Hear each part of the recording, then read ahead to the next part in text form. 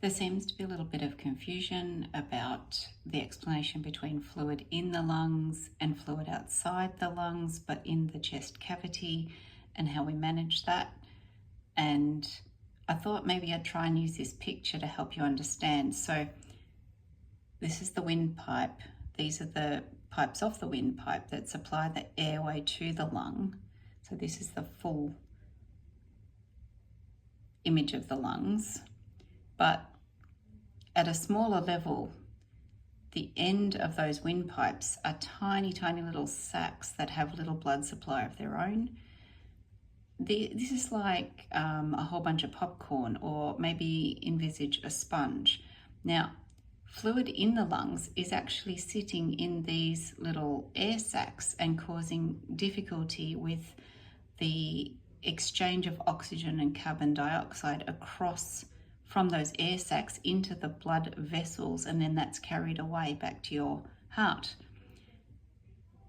You can't take that fluid out of your lungs by sticking needles into those. It just isn't possible to drain the fluid. So there's no physical way to do that, but drugs can actually cause that fluid to be dispersed back into the bloodstream and then actually washed out in the kidneys.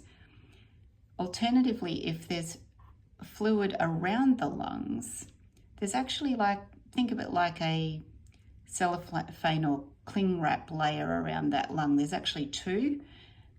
There's not meant to be any fluid between the two layers that envelope the lung, but what happens in some situations is fluid actually gets in between those two layers and fills up and squashes the lung a bit. So we're not now talking about these bits inside the lung itself. We're talking about fluid on the outside of this that squashes it a bit.